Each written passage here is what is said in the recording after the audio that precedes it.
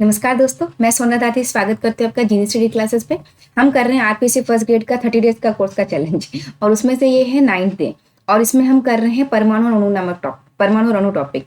जो हमने 8 दिन किए हैं वो भौतिक विज्ञान कंप्लीट कर चुके हैं। वो यानी भौतिक विज्ञान यानी फिजिक्स के हमने 4 टॉपिक थे, 2 टॉपिक नए थे, इलेक्ट्रिसिटी और साउंड, वो भी हम कर चुके हैं और 2 टॉपिक जो पुराने ही सिलेबस के वापस कंटिन्यू है वो भी हम कर चुके हैं। तो अब हम कर रहे हैं आज का हमारा रसायन विज्ञान का फर्स्ट टॉपिक। ये टॉपिक एनसीईआरटी पे बेस्ड है, इसलिए ऐसा नहीं कि आरपीएससी फर्स्ट ग्रेड, अगर आप रीड से हैं, सीटेट से हैं तो भी ये एआईसीटी टॉपिक काम आएगा और अगर आप साथ में 2-3 एग्जाम दे रहे हैं तो भी ये टॉपिक आपके सेम टू सेम सब में काम आएगा। इसलिए आप इस टॉपिक को अच्छे से कीजिएगा और ये टॉपिक करने के बाद आपको कॉन्फिडेंस आ जाएगा कि हाँ, इसमें से जो क्वेश्चन आएगा वो मैं कर सकती हूँ। ठीक है, पढ़ते हैं अपने टॉपिक की तरफ। परमाणु और अणु। सबसे पहले परमाणु और अणु इस टॉपिक के लिए हम सब समझते हैं यौगिक और तत्व को। क्यों समझ रहे हैं? क्योंकि जब स्टार्टिंग में जब खोज शुरू हुई थी तो पहले सबसे पहले वैज्ञानिकों ने यौगिक और तत्व को खोजा। उनको समझ में आया कि यौगिक क्या होता है और तत्व क्या होता है।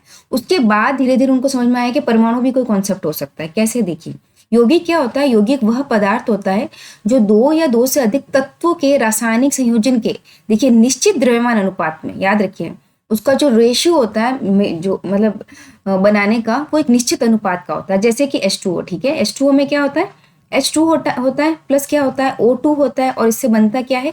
H2O। करेक्ट है। अब ये जो H2 है और ये O2 है, ये तो है तत्व, क्योंकि ये प्योर है। H2 ही है, O2 ही, मतलब ऑक्सीजन के ही इसमें परमाणु, इसमें सिर्फ हाइड्रोजन के परमाणु, ये तो क्या है? तत्व है। और ये जो है ये है यौगिक, क्योंकि 2 भिन्न भिन्न तत्वों से बना हुआ है। देखिए, यौगिक कौन सा पदार्थ है? जो 2 या 2 से अधिक तत्वों से बना है। ये इसमें 2 है, 2 से अधिक भी हो सकते हैं। ये तत्व अलग है, ये तत्व अलग है। कि रासायनिक संयोजन से निश्चित द्रव्यमान में, यानी इसका जो रेशियो है 2 हाइड्रोजन के तो 1 ऑक्सीजन का ही है, तो जल बना है। अगर मैं 2 हाइड्रोजन के ले लूं और 2 ऑक्सीजन के ले लूंगी तो परऑक्साइड एक अलग चीज बन जाती है, वाटर नहीं है फिर। यानी इसका जो रेशियो है लेने का, मास का, अभी हम आगे बढ़ेंगे वो भी, वो मतलब वो फिक्स होता है, वो चेंज नहीं होता, निश्चित रेशियो में। अगर हम बिना अनुपात के कुछ मिला दे तो वो मिक्सचर कहलाता है, याद रखिए, वो मिश्रण कहलाता है। मिश्रण में क्या होता है? उसका अनुपात फिक्स नहीं होता है, यानी आप कैसे भी किसी भी अनुपात में मिला दो 2 चीजों को, 2 तत्वों को, तो वो मिश्रण बन जाएगा। जबकि अगर फिक्स अनुपात है तो वो क्या होगा? यौगिक होगा। यौगिक मोस्टली ये जो फॉर्मूला आपके CO2 है, H2O है, या और भी MgO है, CaO है, मतलब कैल्शियम ऑक्साइड है वगैरह, ये जो कंपाउंड होते हैं उनको यौगिक कहते हैं। वो निश्चित अनुपात में मिलाए हुए होते हैं। ठीक है, अब आपको समझ में आ गया ये तो क्या है? तत्व। इसके साथ में आपको ये डेफिनेशन भी समझ में आ गई, जो एक समान परमाणु से बने, जैसे हाइड्रोजन का परमाणु, फिर से हाइड्रोजन के परमाणु, 2 हाइड्रोजन के परमाणु मिलकर बनाया, उसको तत्व बोल दिया। ठीक है, सेम नीचे देखिए, तत्व वो शुद्ध पदार्थ है। अब देखिए, ये शुद्ध है, जबकि यौगिक में क्या था? 2 तत्वों का मिश्रण था, तो वो शुद्ध नहीं था। एक तरह से वो शुद्ध पदार्थ है जो एक ही प्रकार के परमाणु से, ये देखिए मैंने बताया, जैसे H2 है तो H2 ही है, O2 है तो O2 ही है। वो सेम टू सेम परमाणु, उसमें H का परमाणु 2 बार है, O का परमाणु 2 बार है। जबकि इसमें देखिए, एक तत्व H का है, एक ऑक्सीजन का है, 2 परमाणु अलग अलग परमाणु है एक तरह से, तो वो तत्व है। जैसे देखिए, याद रखिएगा, ये ओनली हाइड्रोजन है, ये तो परमाणु है, और H2 है, ये क्या बन गया? तत्व, क्योंकि 2 परमाणुओं से बन गया एक तरह से। तो जो तत्व है वो एक ही प्रकार के परमाणुओं से बना होता है, जिसे रासायनिक विधियों से सरल पदार्थों में नहीं तोड़ा जा सकता है ना, मतलब उनको तोड़ा नहीं जा सकता। ऐसा नहीं कि H2 को हम H+H कर देंगे, ऐसा नहीं होता। किसी सरल विधियों से तो नहीं होता, कुछ कॉम्प्लिकेटेड विधियों से अगर कहीं जरूरत पड़ती है तो तोड़ा जाता है। फिलहाल हाइड्रोजन को तो नहीं। ठीक है, अब इसमें इसके उदाहरण देखिए आए हुए हैं, जैसे हाइड्रोजन है, ऑक्सीजन है, आयरन है, ये जो है ये तत्व होते हैं। हाइड्रोजन मतलब H2 होगा, H परमाणु है, O2, आयरन तो Fe, एक ही सिंगल ही कंपाउंड होता है। याद रखिएगा, इसमें सिंगल भी होता है, डबल भी होता है, वो आगे हम धीरे धीरे पढ़ेंगे। फिलहाल आप तत्व क्या है, यौगिक क्या, वो समझ लीजिए। तत्व क्या समझ गए आप? जैसे हाइड्रोजन एक है, ऐसे ही 2 हाइड्रोजन मिला दिया, सेम टू सेम है परमाणु, है ना, तो वो बना तत्व। बट अगर हाइड्रोजन और ऑक्सीजन को मिला दिया हमने निश्चित अनुपात में, अनिश्चित अनुपात तो मिश्रण बन जाएगा। निश्चित अनुपात में अगर मिलाया है तो फिर वो क्या बन जाएगा? यौगिक बन जाएगा। ये अंतर है तत्व यौगिक में। फिर जब वैज्ञानिकों ने समझ में आया कि ये तत्व है यौगिक के, उसके साथ ही महर्षि कणाद ने बहुत पहले, उन्होंने एक बार ये बताया था कि एक सूक्ष्मतम कण होता है जिसको और विभाजित नहीं किया जा सकता। और ग्रीक इसके बाद में उन्होंने बोला, उसका नाम हम कुछ नहीं दिया उन्होंने ये बोला कि कोई ना कोई ऐसा एक कण है जिससे सारी चीजें बनती है, जो सबसे सूक्ष्मतम कण है, यानी सबसे स्मॉलेस्ट पार्टिकल है, उसको और आगे तोड़ा नहीं जा सकता है। अब आगे कुछ ग्रीक दार्शनिक जो इसे डेमोक्रिटस एंड ल्यूसिपस, इन्होंने इस अविभाज्य कण को परमाणु का, याद रखिएगा, ये जो परमाणु किसने कहा, ये क्वेश्चन में अधिकतर डाल्टन आता है, क्यों, मैं आगे बताऊंगी वो भी।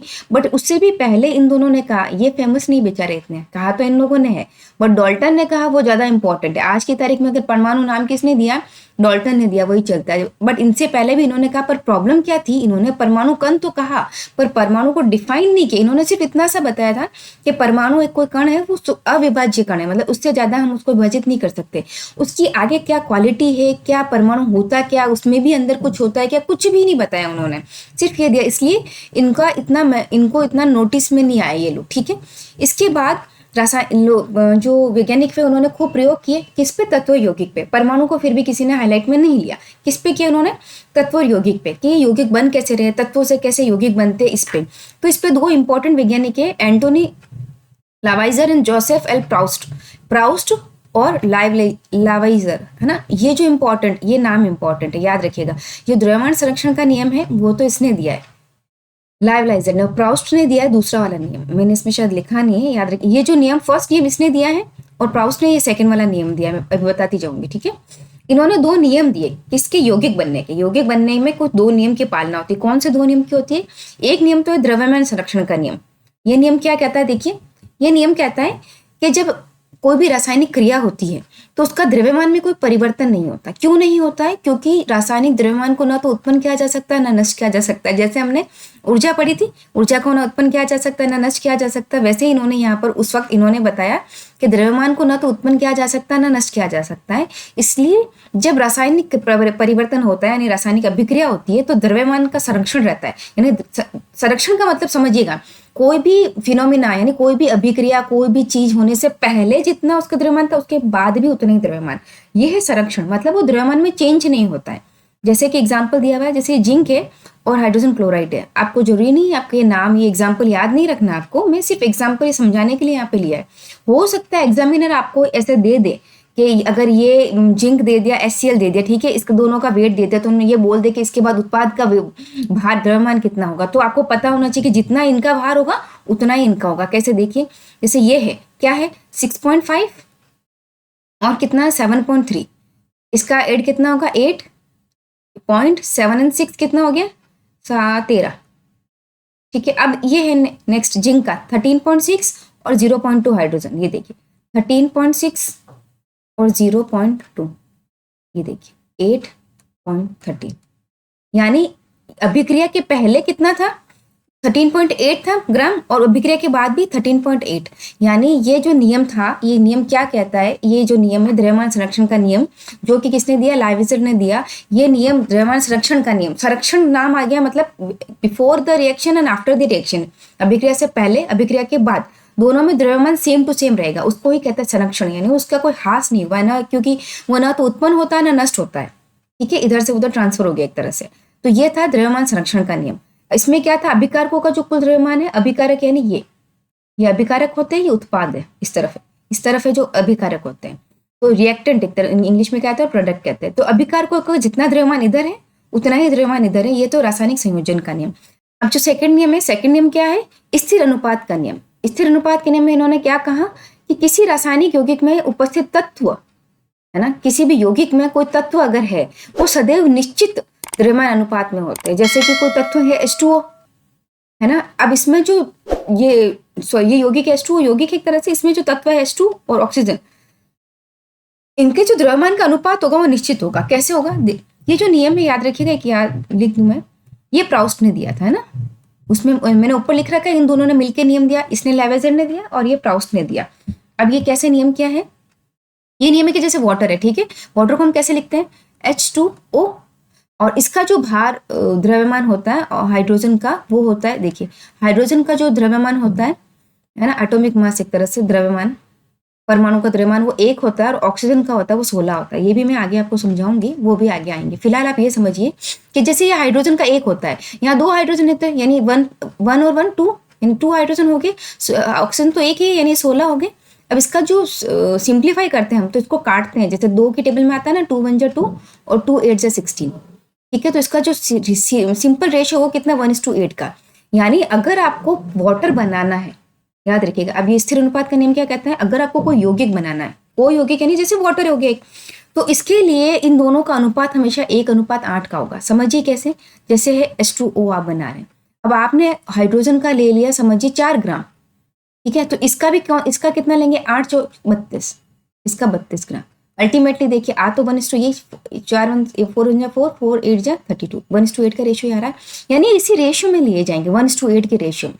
अगर आपको ये बनाना है तो अगर ये 4 ग्राम ले रहे हैं तो 32 ग्राम ले रहे हैं, अगर ये 2 ग्राम लेंगे तो ये कितना लेंगे 16, यानी इसी रेशियो में 1:8 के रेशियो में ही लेंगे। अगर कोई भी यौगिक बनाने के लिए तत्वों का जो अनुपात होगा वो स्थिर होगा, यानी वो समान, वो फिक्स होगा, उसका चेंज नहीं होगा। अगर H2O2 बनाना है ना, समझिए अगर ये H2O2 बनाना तो इसका अनुपात अलग है, इसका देखिए इसका सेम टू सेम है, जैसे ये 2 हो गया और यहाँ पर ऑक्सीजन 2 है तो कितना हो जाएगा 32। अब इसका अनुपात कितना हो गया देखिए 1:16, यानी अगर 1:16 का अनुपात आप ले रहे हैं किसी का, 1 ग्राम अगर आप हाइड्रोजन ले रहे हो 16 ग्राम ये ले, तो इसमें ये बनेगा, वाटर नहीं बनेगा। वाटर बनाने के लिए आपको 1:8 का ही लेना पड़ेगा, यानी कोई भी यौगिक बनाने के लिए तत्व का जो अनुपात होगा वो स्थिर होगा, यानी वो फिक्स होगा।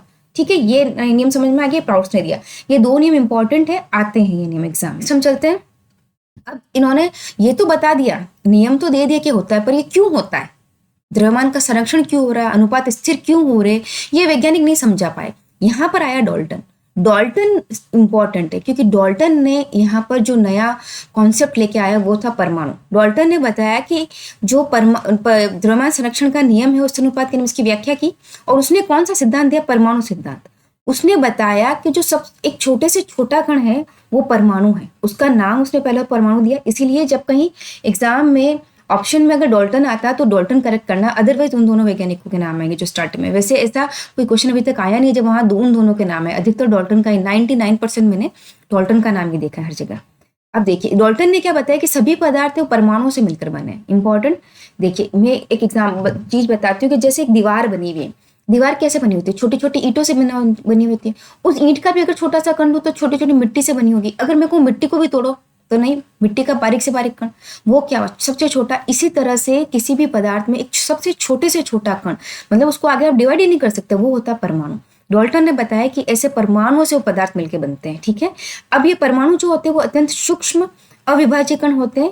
रासायनिक अभिक्रिया में न तो परमाणु उत्पन्न होते हैं, न ही नष्ट होते हैं। देखिए इसीलिए वो जो नियम था ना द्रव्यमान संरक्षण का नियम, ये डाल्टन ने इससे एक्सप्लेन किया, क्योंकि इन्होंने बोला कि जो द्रव्यमान संरक्षित क्यों रहता है तत्व में, क्योंकि जो तत्व परमाणु से मिलकर बने होते हैं, तो परमाणु होते हैं ना वो न तो उत्पन्न होते हैं न नष्ट होते हैं, वो एक से दूसरे में कन्वर्ट हो सकते हैं। जैसे H2 है यहाँ पर, वो और O2 है यहाँ पर, तो यहाँ जाके H2O बन रहा है ना, तो ये H2 यहाँ का सेम टू सेम ये इधर आ जाएगा H2, यानी ये इधर से इधर आएगा। ऐसा नहीं है कि गायब हो जाएंगे, वो नहीं, वो एक ना तो उत्पन्न हो सकते हैं ना नष्ट हो सकते हैं, वो कन्वर्ट हो सकते हैं एक जगह से दूसरी जगह। ठीक है, सेम इसीलिए द्रव्यमान संरक्षित रहता है क्योंकि वो परमाणु से मिलकर बना होता है और परमाणु उत्पन्न नहीं होते नहीं नष्ट होते। तो अगर पूछा जाए कि डाल्टन का कौन सा नियम जो स्टेटमेंट है, कथन है, जो ये बता रहा है कि द्रव्यमान संरक्षण के नियम को एक्सप्लेन करता है, तो वो ये वाला स्टेटमेंट है।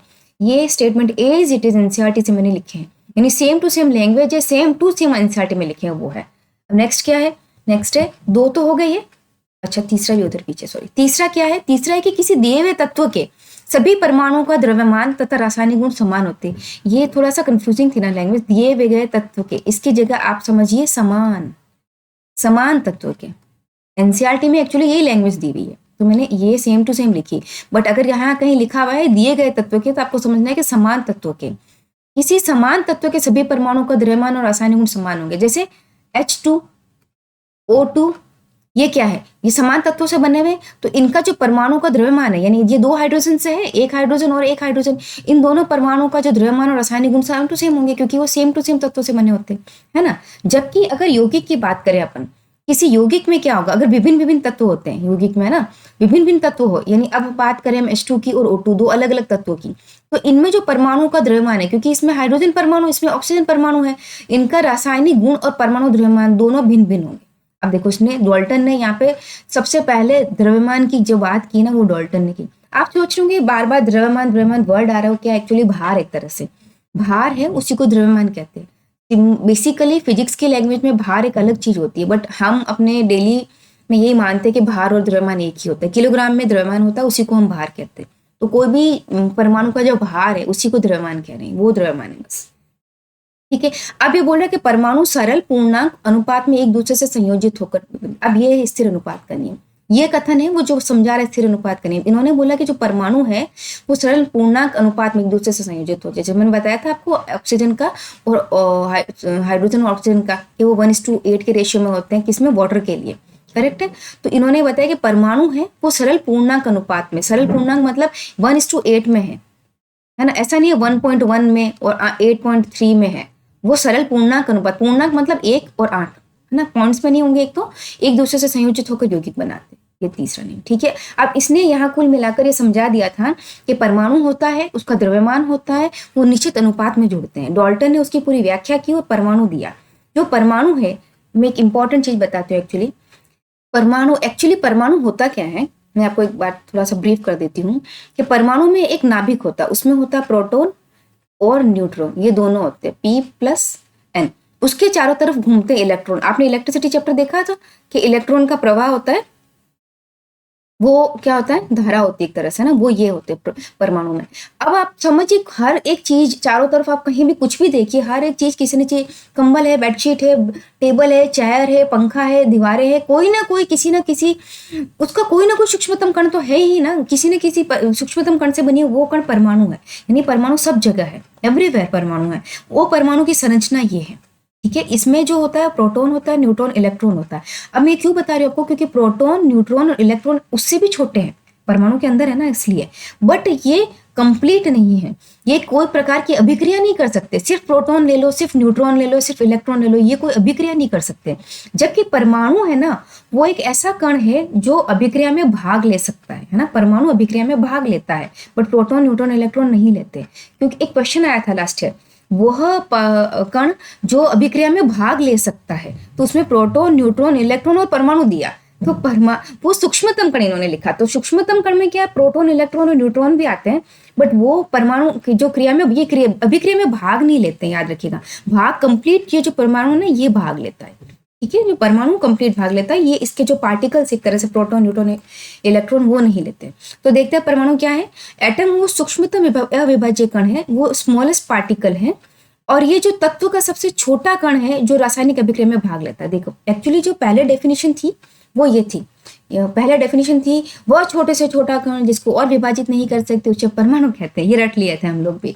बट जैसे जैसे समझ में आया वैज्ञानिकों को भी और हम लोगों को भी, बड़ी क्लासेस में समझ में आया मुझे भी, कि जो सूक्ष्मतम अविभाज्य कण परिभाषा नहीं है परमाणु के अच्छे से। ये तो है सूक्ष्मतम अविभाज्य कण है, पर उसकी सबसे बेटर परिभाषा ये है कि वो सूक्ष्मतम अविभाज्य कण जो रासायनिक अभिक्रिया में भाग ले सकता है ना, याद रखिएगा, वो रासायनिक अभिक्रिया में भाग लेता है। ये इसकी अच्छी सी परिभाषा। आजकल पूछे इसी तरह से जाते क्वेश्चन, पहले के टाइम में वैसे पहुंचे थे सूक्ष्मतम अविभाज्य कण परमाणु, अब नहीं होता है।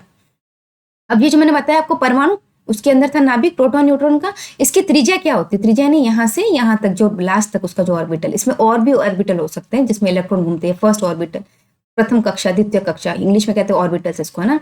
तो अगर ये इतना सा, ये एक ऑर्बिटल होता तो इसकी त्रिज्या ये यहाँ से यहाँ तक होती, ये है तो यहाँ से यहाँ तक है। त्रिज्या कितनी है, त्रिज्या को हम क्या किसमें, नैनोमीटर में करते हैं, क्योंकि नैनोमीटर का क्या माप है, 10⁻⁹ मीटर जो होता है वो 1 नैनोमीटर के बराबर होता है। यानी जहाँ 10⁻�9 मीटर लिखा हुआ दिखे तो समझिएगा वो 1 नैनोमीटर। इसका जस्ट उल्टा ये इंपॉर्टेंट नहीं है, ये इंपॉर्टेंट है यार, इंपॉर्टेंट, ठीक है।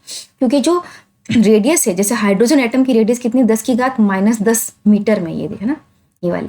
ये जो टेबल है ना वो एज इट इज एनसीईआरटी से ली हुई है। मजे की बात ये है कि इस टेबल में से क्वेश्चन बना हुआ है PYQs। इसमें हाइड्रोजन दिया और ये जल दिया, हीमोग्लोबिन दिया और रेत का कण दिया, और उसमें क्या पूछा पता, सबसे सूक्ष्मतम कण कौन सा है बताइए। अब तो ये क्योंकि एनसीईआरटी में एज इट इज दी हुई है तो क्वेश्चन उठा दिया इसमें क्वेश्चन एग्जाम में, इसलिए मैं आपसे वो सारी मटेरियल लेके आ रही हूँ जो एग्जाम में उठे हुए हैं और एनसीईआरटी की बुक से एज इट इज आते हैं। तो वीडियो को इसलिए आप एंड तक देखिएगा, बहुत इंपॉर्टेंट वीडियो और बहुत बारीकी से मैंने हर एक वर्ड जो मैं बोल रही हूँ, हर एक लाइन जो मैं समझा रही हूँ वो इंपॉर्टेंट ही है। एक्स्ट्रा नॉलेज, एक्स्ट्रा कचरा मैं कुछ बता ही नहीं रही हूँ आपको। इसीलिए देखिए, जैसे ये 10⁻⁻10 ये हाइड्रोजन एटम का था, ऑक्सीजन ये वाटर का कितना, 10⁻⁻10। देखो -10 है ना, तो -10 में खास बात क्या है कि जो नंबर में जितना बड़ा होगा उतना छोटा है। ये छोटा है, ये उससे छोटा है, सॉरी ये सबसे छोटा है क्योंकि 10 है, उल्टा चलेगा। देखो 10⁻⁻1 ये बड़ा है, 10⁻2 ये छोटा है, -4 ये छोटा है, वो उससे छोटा है, ये उससे छोटा है और ये उससे छोटा है, क्योंकि -10 में क्या होता है, उल्टा होता है। जैसे 1 2 3 4 5 में क्या 5 बड़ा है, -5 होगा तो क्या होगा, -1 बड़ा होगा, -5 छोटा होगा, उल्टा चलता है ये। तो अब जो 10 की पावर -10 है वो क्या हाइड्रोजन एटम है, वो सबसे छोटा है, इसकी त्रिज्या सबसे कम है। फिर H2 की है। हीमोग्लोबिन का क्वेश्चन कई बार आया हुआ है, हीमोग्लोबिन की कितनी होती है, ये आया हुआ है 10 की पावर -8 मीटर है ना ये वाला। मैंने ये नैनोमीटर क्यों लिखा है, क्योंकि कहीं ऐसा ना आ जाए 10 की पावर -9 की जगह 1 नैनोमीटर बता दे ओके वाटर का। आपको इतना लर्न नहीं करनी, ये नाम मैं नहीं कहती कि आप प्रॉपर लर्न करें, पर आप एक आइडिया रखिएगा कि सबसे छोटा ये है, उसके बाद ये है, उसके बाद ये, उसके बाद ये, उसके बाद चींटी का, फिर तरबूज का। सबसे बड़े तरबूज के बीज की त्रिज्या है, जैसे परमाणु। परमाणु तो हर कहीं यही है, ऐसा तो है नहीं कि बीज है तो परमाणु नहीं। परमाणु मैंने आपको क्या कहा, सूक्ष्मतम कण, तो उसके परमाणु की जो त्रिज्या है वो सबसे बड़ी है तरबूज की, -10 की पावर -1 एक तरह से, ठीक है। अब हम देखते हैं कि जो तत्व है उनके प्रतीक क्या क्या है। अब हम देखते हैं what is symbol of element. जो एलिमेंट है, जो तत्व है, तत्व याद है मैंने क्या कहा था, जैसे सेम टू सेम परमाणु से बनते हैं। जैसे H परमाणु है, H परमाणु है, इन दोनों को मिला के H2 बना, ये क्या बन गया, तत्व बन गया, जो सेम परमाणु से मिलकर बने होते हैं। अब इसको प्रतीक क्या क्या है, यानी इसको लिखने के लिए किस प्रतीकों का यूज होता है।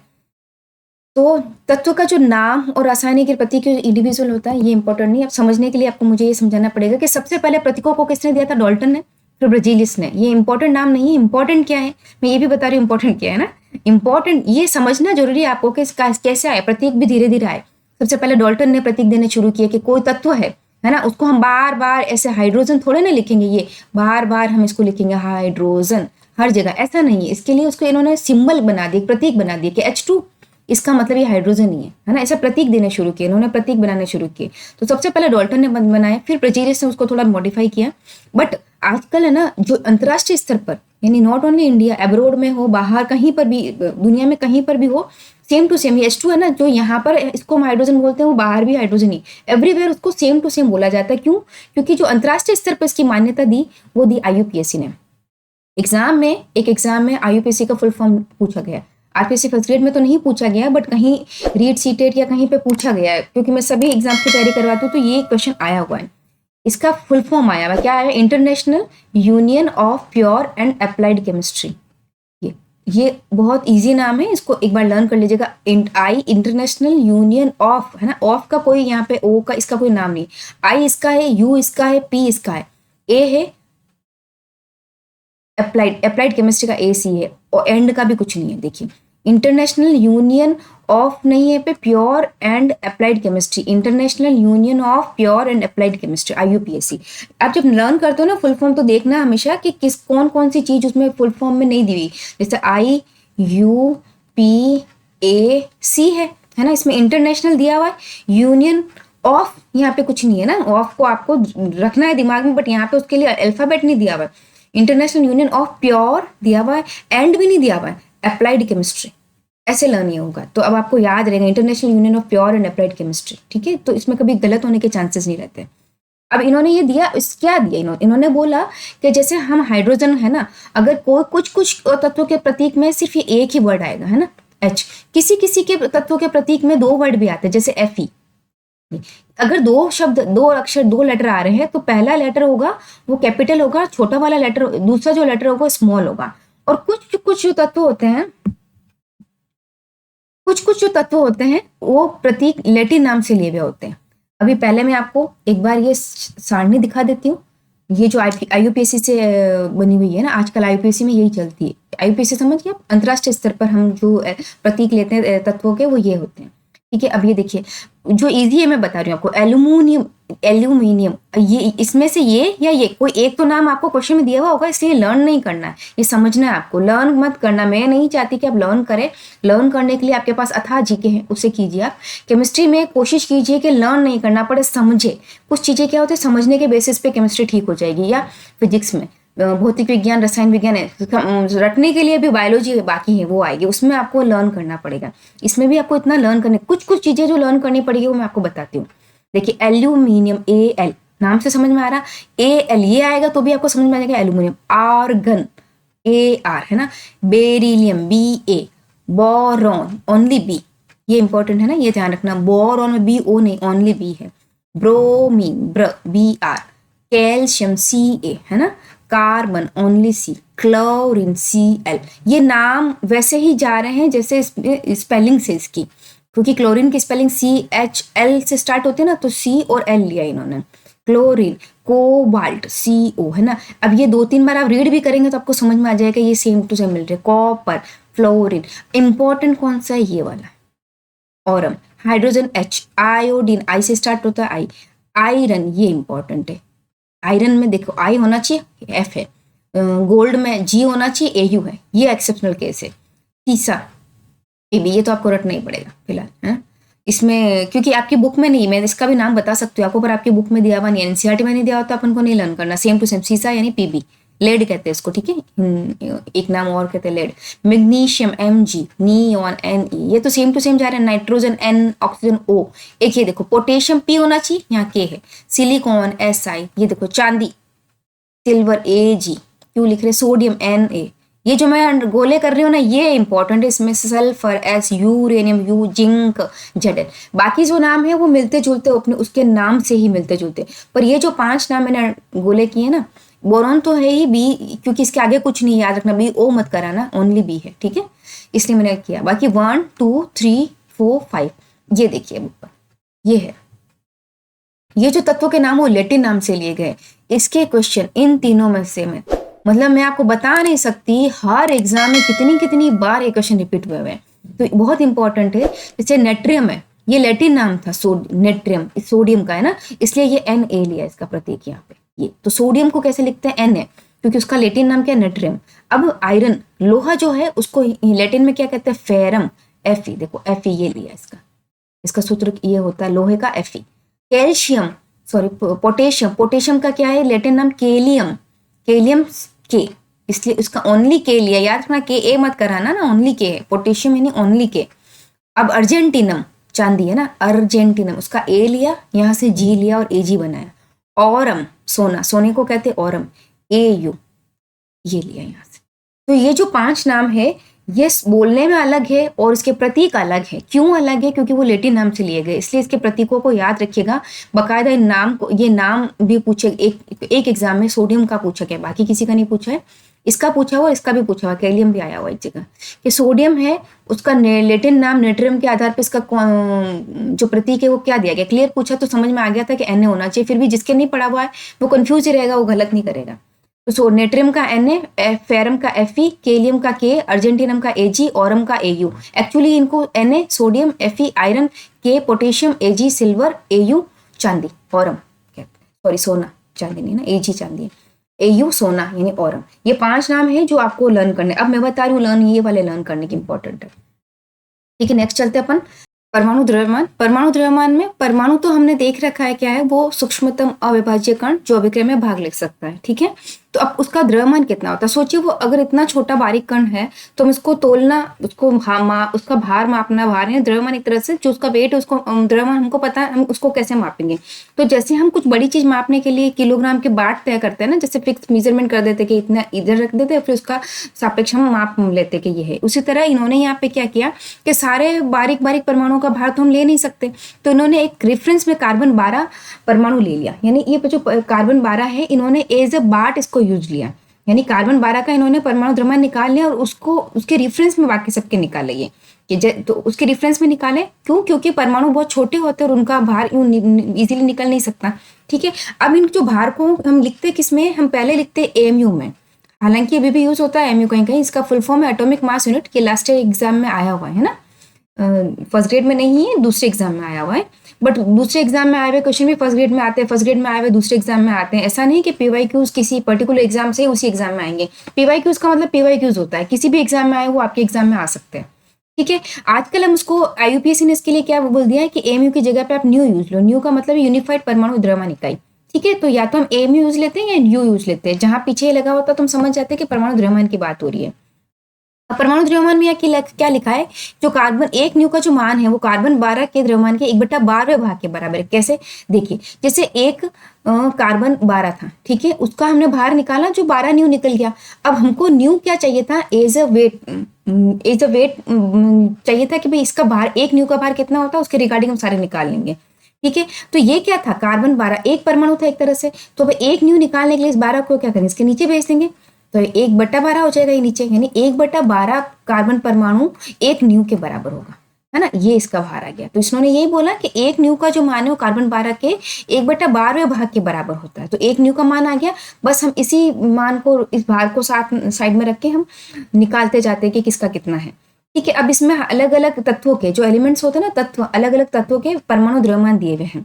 एक तरह से परमाणु ही है, तत्व नहीं, परमाणु के ही है। जैसे हाइड्रोजन है, हाइड्रोजन का 1 है, सबसे कम हाइड्रोजन का ही होता है। उसके बाद कार्बन जो इंपॉर्टेंट है वो एनसीईआरटी में ये टेबल दी हुई है, वहीं से सीधा डायरेक्ट लिए वो ये इंपॉर्टेंट है जो लिए हुए। कार्बन का 12 था, नाइट्रोजन का 14 था और ऑक्सीजन का 16। ये तो बहुत ही वेरी वेरी इंपॉर्टेंट, ये तो लर्न होना ही चाहिए। उसके बाद आता है सोडियम और मैग्नीशियम, इसको मैं ऐसे याद रखती हूँ, सोम, यानी जो सो है वो 23 पे होता है और मैग्नीशियम 24 पे, ये एसिड साथ में आ जाते हैं। सल्फर है वो 32 पे है। क्लोरीन देखिए ये एक यही है जो पूर्णांक में नहीं है, मतलब होल नंबर में नहीं है, 35.5 पॉइंट में है ये। जो कैल्शियम है वो 40 होता है। बस ये इतने लर्न कर लो आप, इतने बहुत है, ये आगे आपके काम भी आएंगे। अब टॉपिक है हमारा कि परमाणु किस प्रकार अस्तित्व में रहते हैं। याद रखिएगा परमाणु स्वतंत्र अवस्था में नहीं रह सकते, वो अभिक्रिया में भाग लेते हैं पर स्वतंत्र अवस्था में नहीं रहते हैं, अणु रह सकते हैं। तो परमाणु क्या करते हैं, आपस में जुड़ के अणु बनाते हैं या फिर आयन बनाते हैं। आयन भी स्वतंत्र अवस्था में नहीं रह सकते। कौन रह सकता है, अणु रह सकता है। ठीक है। तो वो सूक्ष्मतम कण जो अभिक्रिया में भाग भी ले सकता है, स्वतंत्र अवस्था में रह सकता है, तब तो अणु है। और अगर ओनली ऐसे ही पूछी जो अभिक्रिया में भाग ले सकता है, स्वतंत्र अवस्था की बात नहीं है, तो फिर वो परमाणु है। ठीक है, क्योंकि परमाणु सबसे सूक्ष्मता कम है पर वो स्वतंत्र अवस्था में रह सकता है। उससे बड़ा होता है अणु जो स्वतंत्र अवस्था में रह सकता है। ठीक है। अब परमाणु से क्या बनना, अणु। देखो परमाणु है, परमाणु से मिलकर क्या बनते हैं, अणु। ठीक है, अणु बने। अणु 2 प्रकार के होते हैं, ये है तत्व और यौगिक, यानी एलिमेंट एंड कंपाउंड। परमाणु थे, अब जैसे ये परमाणु थे, हाइड्रोजन है, ऑक्सीजन है, ये सब, इससे बने अणु।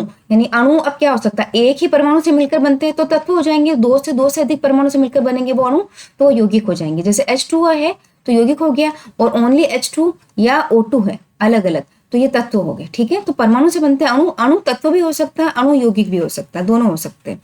ठीक है।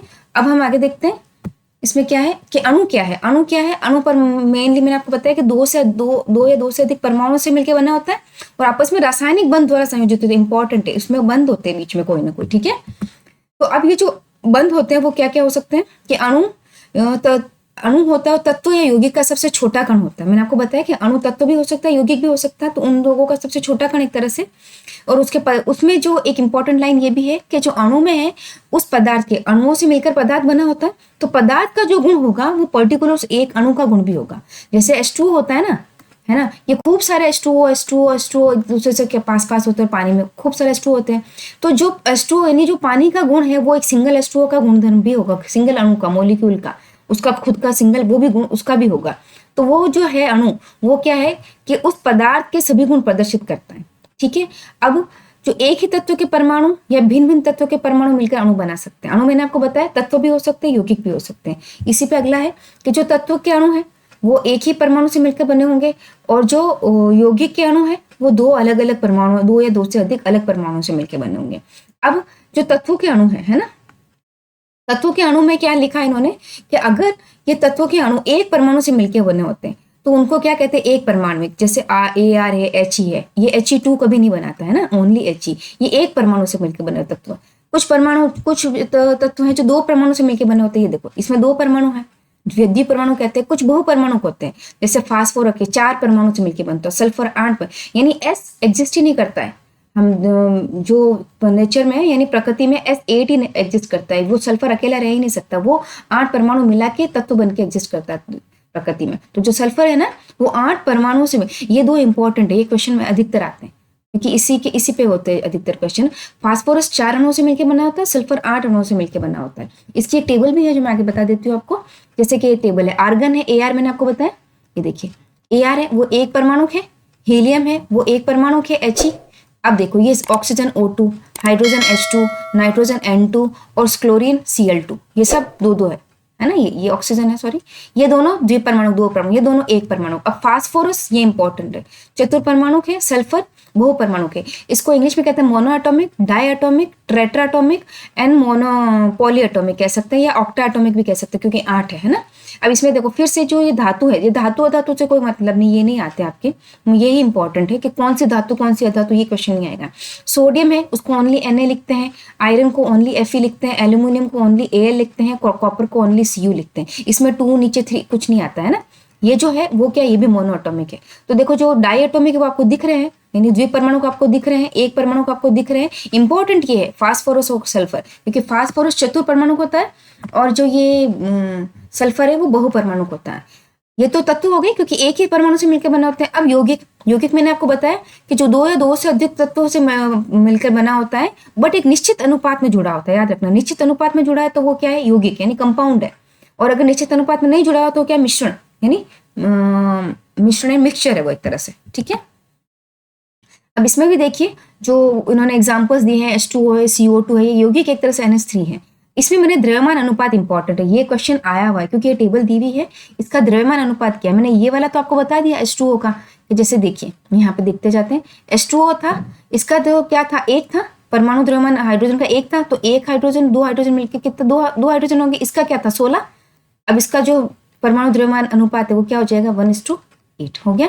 सेम एज देखो अमोनिया, अमोनिया का फॉर्मूला होता है NH3, ठीक है। अमोनिया का कितना था, उस टेबल को देखिएगा वापस एक बार, आपको याद आ जाएगा, पीछे रिमाइंड करके टेबल देखेंगे तो टेबल में आपको दिखेगा कि नाइट्रोजन का था 14 और हाइड्रोजन का 1 ही होता है। 3 हाइड्रोजन है तो 1 2 3, 1 हाइड्रोजन का 1 है, 3 हाइड्रोजन का 3 हो जाएगा।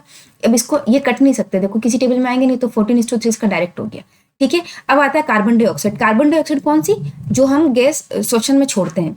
तो कार्बन का कितना था, 12 और ऑक्सीजन का कितना था, 16। अब 2 है यहाँ पे तो 16 + 16 कितने हो जाएंगे, 32। एक 16 दूसरा 16 यानी 32, ये 32। अब इसको हम काटेंगे तो ये कटेंगे 4 के टेबल से कटते, 3 ये 8 यानी 3:8, ये इसका सिंपल द्रव्यमान हो गया है ना। इसको काट के आगे आता है तो इसका द्रव्यमान देखो कार्बन डाइऑक्साइड का। अगर आप वो टेबल लर्न करोगे ना, अब यहाँ पे आपको ये लर्न करने की जरूरत नहीं पड़ेगी, फॉर्मूला याद होना चाहिए कि अमोनिया NH3 है, कार्बन डाइऑक्साइड CO2 है, पर उसको लर्न करने की जरूरत नहीं पड़ेगी आपको, ठीक है। अब ये आणविक द्रव्यमान क्या होता है, आणविक द्रव्यमान कुछ नहीं है। जैसे परमाणु थे, H2 है, वो परमाणु द्रव्यमान इन दोनों H का जो था ओनली H2 नहीं, H का 1 था, ठीक है। ऑक्सीजन का कितना था, 16 था। ये तो क्या, ये तो एटॉमिक नंबर थे, परमाणु के द्रव्यमान थे। अब आणविक द्रव्यमान क्या होगा, जैसे अणु क्या है, H2O है, तो इसका कितना है, 2, क्योंकि 1 हाइड्रोजन का 1 है, इसका 2 है, इसका कितना है 16, तो 2 + 16 कितना हो गया, टोटल 18। ये है अणु का द्रव्यमान इसका। तो अणु का द्रव्यमान क्या होता है, सभी परमाणुओं के परमाणु द्रव्यमानों का योग, यानी इस अणु में जितने भी परमाणु है उनके परमाणु द्रव्यमानों का योग, ये परमाणु द्रव्यमानों का योग, वो क्या है यहाँ पे आणविक द्रव्यमान। सिंपल चीज है, आणविक द्रव्यमान ज्यादा कुछ नहीं है, इसमें यही वाटर का ही दिया हुआ है इसमें यहाँ पर। अब होता है कि आयन क्या होता है, देखो आयन भी ऐसे नहीं रह सकता। जैसे कि सोडियम है, मैंने आपको बताया था ये पहले के इलेक्ट्रॉन चारों तरफ घूमते हैं, अगर हम इसमें से एक इलेक्ट्रॉन निकाल दें तो सोडियम क्या बन जाएगा, आयन बन जाएगा प्लस। अगर कोई इलेक्ट्रॉन ले ले तो वो निगेटिव आयन बन जाता है। ये क्यों बनते हैं वो थोड़ा आगे कॉम्प्लिकेटेड है, अगर कहीं आया तो मैं आपको अच्छे से समझाऊंगी। बाकी ये सोडियम है, ये क्लोरीन है, ठीक है। सोडियम में अगर हम एक आयन इलेक्ट्रॉन निकाले तो प्लस बना, ये नेगेटिव बना, ये आयन कहलाता है। यानी इलेक्ट्रॉन दे देते हैं या ले लेते वो आयन बन जाते, ये स्थायी नहीं होते, ध्यान रखिएगा। इसको हम कह देंगे धनायन, जो कि ऋणावेशित कण आयन से बनते वो ऋणायन है, और धनावेशित आयन को बनाते वो धनायन है, ठीक है। और इसका जो इन दोनों को मिलकर जो आयन बनाएगा अणु वो होगा NaCl। ये स्वतंत्र अवस्था में रह सकता है क्योंकि इस पे कोई चार्ज नहीं है। जो चार्ज रहेंगे वो स्वतंत्र अवस्था में नहीं रह सकते, ये आयन होते हैं। अब ये जो है ना, ये आयोनिक कंपाउंड है तो इसको भी लिखते हैं CaO। जैसे ये पहले खुले जो थे वो था Ca और O अलग अलग था, तो इसका 2- इसका 2+ ऐसे होता है ना ये। बट अगर साथ में है ना, ये न्यूट्रल है भी, ये पर है आयोनिक कंपाउंड, क्योंकि इसके बीच में मैंने आपको बोला था यौगिक है वो तत्वों से मिलकर बना होता है। तत्वों के बीच में क्या होता है, रासायनिक बंध होता है। बंध अलग अलग प्रकार के होते हैं। अब इसमें जो है वो आयनिक बंध, इसलिए इनको आयनिक यौगिक कहते हैं। तत्वों के बीच में आयनिक बंध है इसलिए इनको आयनिक यौगिक कहते हैं। सेम इसका भी यही है, यहाँ पे द्रव्यमान अनुपात है, कोई फर्क नहीं पड़ रहा है, सेम टू सेम वही चीज है यहाँ पे, है ना। अब यहाँ पे क्या है, कैल्शियम, आपको बताया था मैंने कैल्शियम का 40 होता है, है ना। और ऑक्सीजन, यहाँ पे एक ही ऑक्सीजन है, एक ही कैल्शियम है इस फॉर्मूले में, तो ऑक्सीजन का कितना 16, इसको काटेंगे अपन 8 से, 8 दूनी 16, 8 पंजे 40, तो 5:2 आ गया ये सेम। मैंने क्या कहा, वो टेबल लर्न करेंगे तो आगे कुछ भी लर्न करने की जरूरत नहीं पड़ेगी। मैग्नीशियम 100 सोडियम 23, मैग्नीशियम 24, ये मैग्नीशियम का, और सल्फर का 32 होता है, ये लर्न ही करना पड़ेगा आपको, है ना। इसको आप काटेंगे, किसकी टेबल में आ रहा है ये, 8 चौक 32, 8 की टेबल में 8 की, 8 3 जा 24, 8 4 जा 32, 3:4 आ रहा है ना। ये सेम सोडियम और क्लोरीन, ये तो सेम टू सेम ही है, ये कटते भी नहीं क्योंकि 23 सोडियम का होता है और क्लोरीन का 35.5। अब देखिए एनसीईआरटी ने बेचारे ने जो टेबल दी है उसी में से वापस आपको एग्जांपल्स दिए, कुछ एक्स्ट्रा लर्न करने को उन्होंने भी नहीं बोला है। वो टेबल अगर आप लर्न करेंगे ना एटॉमिक मास की, परमाणु द्रव्यमान की, तो उस द्रव्यमान के बाहर कुछ नहीं आएगा आपको। अगर ये आपको वो द्रव्यमान याद है तो ये आपको ऑटोमेटिक याद हो जाएंगे। तो ठीक है, बस आज के लिए इतना ही। अपने टॉपिक स्लाइड है, काफी थोड़ा लंबा भी हो गया है ये, आज के लिए बस इतना ही। अगली क्लास में मिलते हैं, और अगली क्लास में हम इस टॉपिक को पूरा कर लेंगे। कुछ छोटे छोटे कॉन्सेप्ट और भी छूटे होंगे तो अगली क्लास में कर लेंगे। और वीडियो को अंत तक देखने के लिए थैंक यू।